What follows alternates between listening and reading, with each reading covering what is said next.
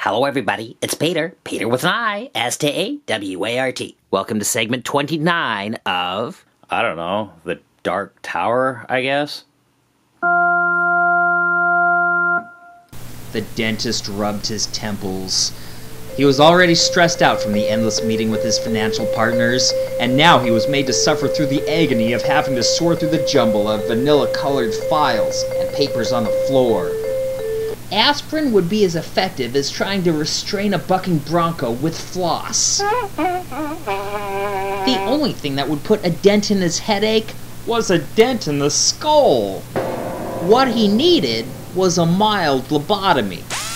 He was about to give one to himself when he was younger and still undecided on which branch of medicine he wanted to go into. He tried performing a lobotomy on a patient. Something went wrong. Every October, when the anniversary of that night rolls around, a storm always seems to roll around, just like the one that night. Nancy saw him on his hands and knees in the adjacent room, looking through names printed on files. She walked over and asked in a calm, relaxed tone. The dentist looked up, agitated. He hesitated, studying her face.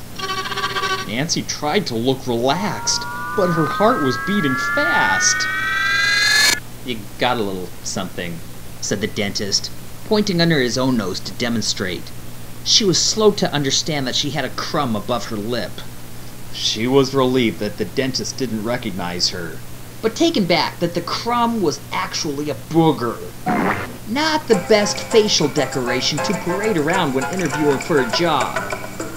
The dentist was so stressed, he didn't even notice Nancy's embarrassment. He sucked in a breath, held it, and blew heated, moist air through his nose, and repeated the process, forgetting how to breathe correctly in times of stress. If a yoga guru were to tell him how to breathe correctly, in and out, in and out, the dentist would take the guru by the neck and teach him how not to breathe at all. Nancy ventured in and around to look over the shoulder of the files covering the floor. "Who are you?" he asked. I'm your new filing clerk," she said, wetting her lips nervously, looking back to make sure the other applicants hadn't heard what was going on. The dentist knew that he hadn't done any interviews that morning, and she wasn't legit. In fact, he was slightly offended that she thought he was so dull he wouldn't catch on. But his head hurt, and he was sick of looking for lost files. And he didn't care if Anita the Hun helped him find that file, as long as it was found. "J. Jensen, S-O-N, he said shortly. Nancy had zero clue as to what he was talking about. Me?" she asked. "My name is, She had forgotten what her alias was. Curious applicants were leaning forward in their seats for a better view, wondering what was going on in there. The dentist had concluded that maybe it was worth his while to take the extra time to interview other applicants. His face expressed disgusted disappointment. He pulled in a breath, and his lips poised to speak. But before he could say, "Listen, I don't know if it's gonna work out," Nancy jumped into action. "S-O-N, you say?" she said, looking through the files at super speed. "What's the first name on that?" she asked. The dentist hesitated, still undecided on whether or not he should let this girl have the job. "Orange files," Nancy uttered under her breath as she looked. She figured out that the orange tabs were used to indicate last names that start with J. The dentist made up his mind. "Lisa," he replied. Nancy handed over 3 files. "Here's Lisa H. Jensen, Lisa K., and Lisa S." Without saying a word, he took the Lisa H. file and disappeared around the corner to continue with his patient. Nancy wasn't at all sure whether or not she had been deputized. There was a real chance the dentist would return after talking to his staff and inquire about who, in fact, told her she could work there. Or the dentist may or may not simply tell her to get out. But she decided to play the game.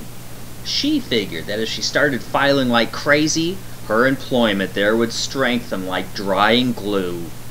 It was sort of a sneaky thing to do, but really, this whole op with the alias was inherently sneaky. Nancy decided her first duty as the new filing clerk was to address the other applicants and tell them, somehow, to get out, that the job had been filled. Of course, she talked to each of them quietly and confidentially.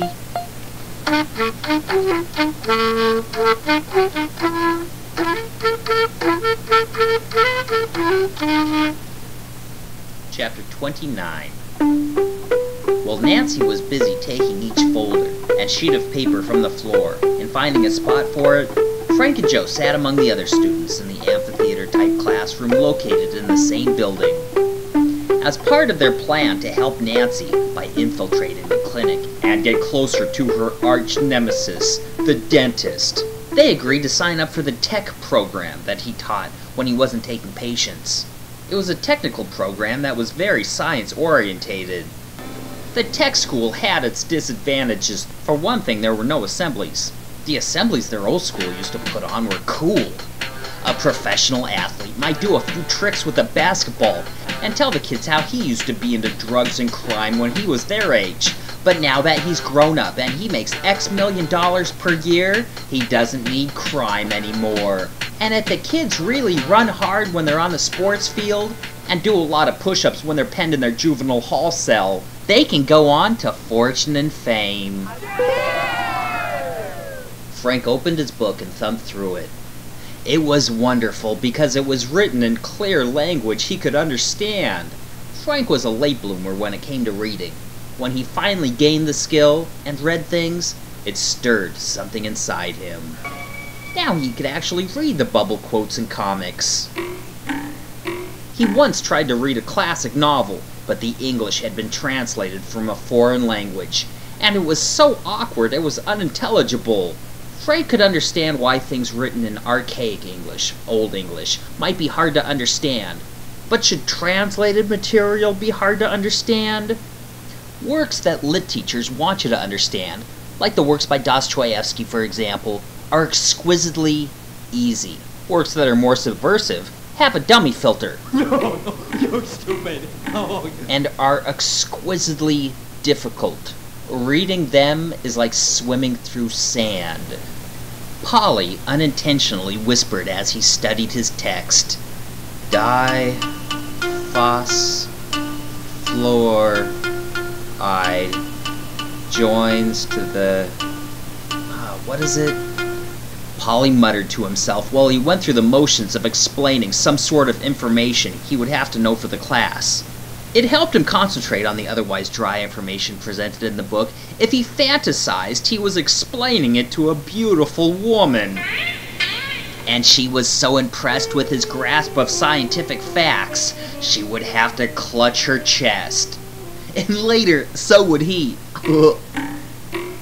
This method of self-motivation was effective, but Polly found it impossible to keep his lips from moving and whispering out loud. People who sat around him on the city bus didn't realize he was studying, and they thought he was a little bizarre. Polly wasn't a little bizarre. He was a lot of bizarre. Sometimes Polly would start whispering one of his little dialogues and tell a hilariously amusing joke and crack himself up. Sometimes he unconsciously enacted a charade while practicing the joke. Sometimes he would treat himself to a little romantic liaison, and it would look like he was making out with a ghost. This type of mild schizophrenia is so effective in memorizing and mastering complex ideas and preparing for the delivery of such ideas to anyone who should ask, that sometimes it needs to be countered or turned off. To keep grounded, Polly would keep a sharpened tack with him and give himself a poke when he got too boisterous. The painful poke would shock him back to reality and remind him that people were not only around him, but also looking at him funny